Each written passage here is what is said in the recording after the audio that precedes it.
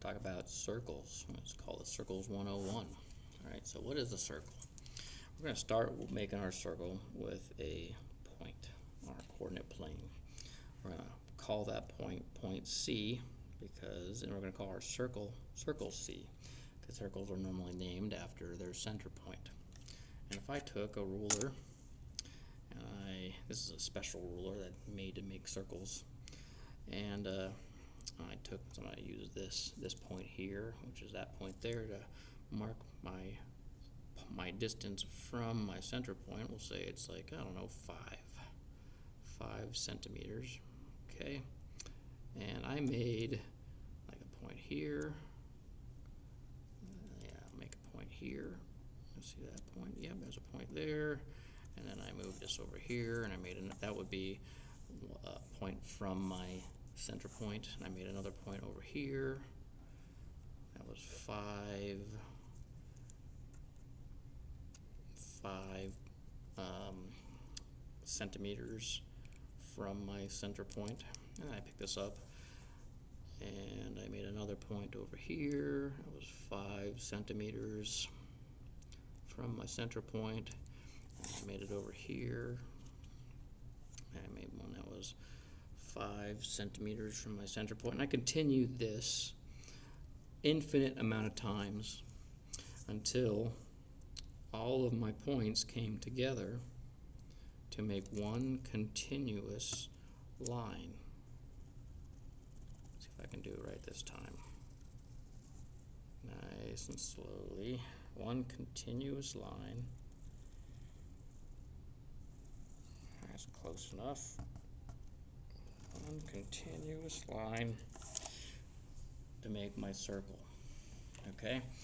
And then that means that anywhere on this line, this circumference, this perimeter, the perimeter of the circle is called a circumference.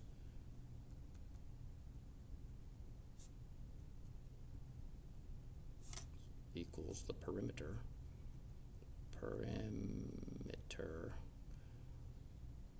of a circle. I think I spelled that wrong. Of a circle, right? Anywhere the circle, the edge of this circle is the same length from, or distance from, my center point. So any point that I put on this perimeter or this circumference will be the same distance from my center point. And you know this distance this distance has a name, and this name is the radius. And since there are an infinite amount of points that make up this perimeter, there are an infinite amount of radii. Radius. There are an infinite amount of radii on this circle. Okay? So now, if I ran a line through this, right, just any line through these things anywhere, right, line through here, right, these lines are a secant, right? These are called secants, S-E-C-A-N-T. That's a secant. Okay, now there's a really cool history of trigonometry that are interrelated with circles. And in fact, circles and triangles and all these lines here in trigonometry are like peas in a pod. They have a real close history together. And if you take the secant and you take away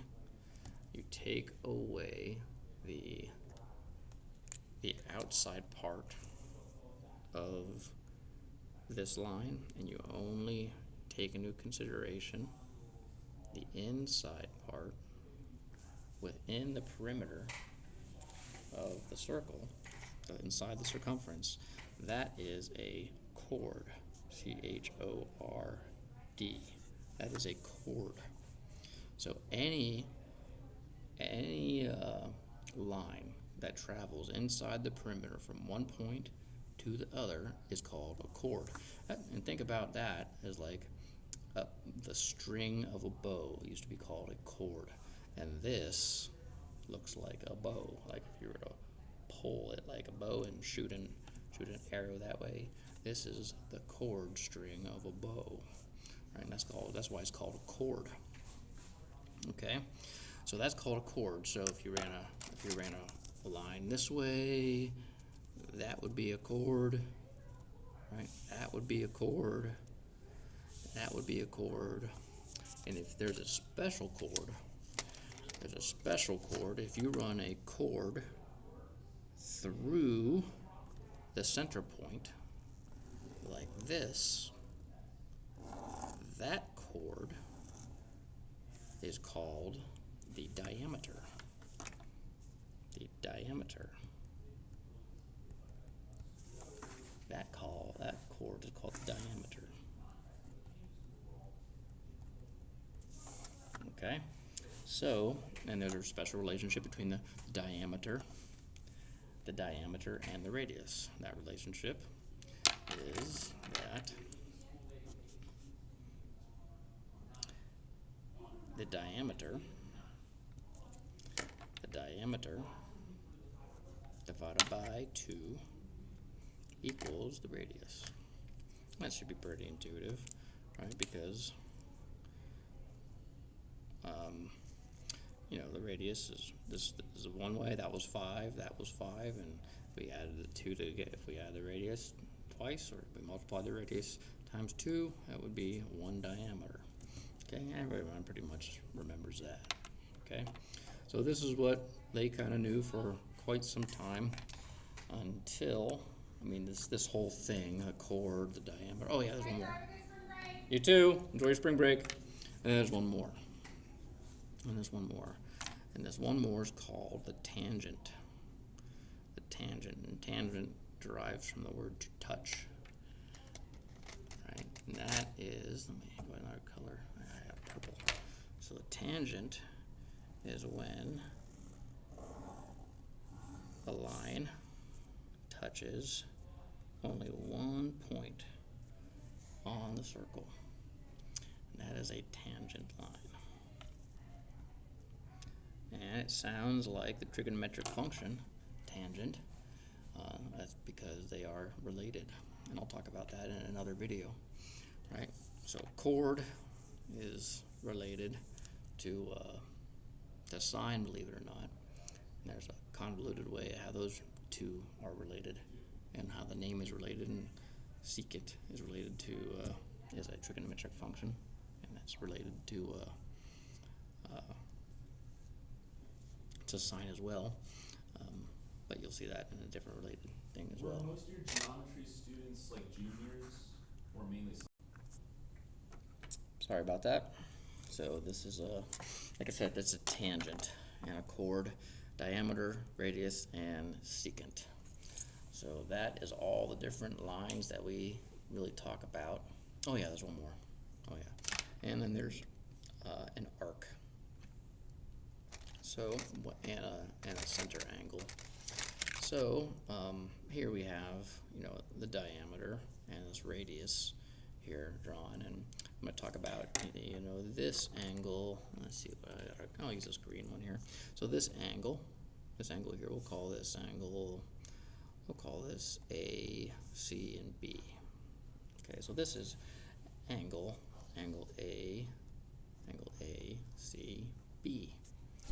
Okay, so there are 2 arcs here, and actually there are 2 angles here too, right? There's the small angle, ACB, which is this one, right? And then there's a larger angle, ACB, which is this one, right? And there's 2 associated line segments.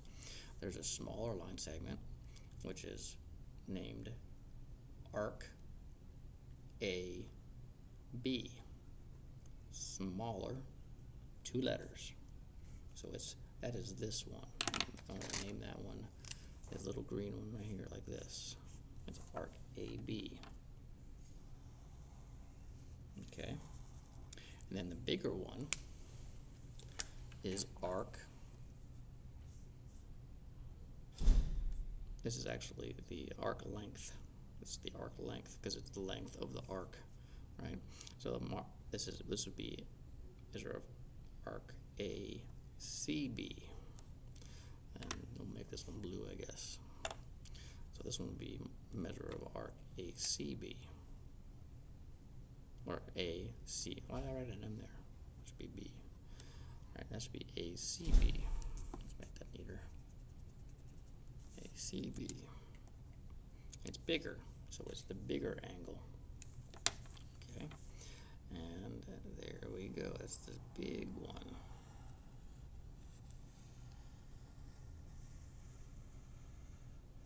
That's that larger one.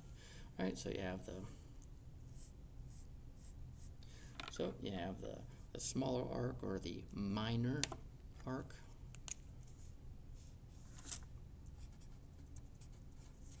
You have the minor arc, and then you have the major arc. And then that's all based upon this center angle. Center angle. And you can have multiple center angles also with multiple arcs, depending on multiple arc lengths, excuse me. So hopefully that helps you understand some of this stuff and how like a circle is dissected. Remember, there are 360 degrees in the inside of a circle. We'll talk about radians later, I suppose, and hope this helps with a baseline of line segments and angles inside there and how that all works out. We'll talk about how we're going to use these here later.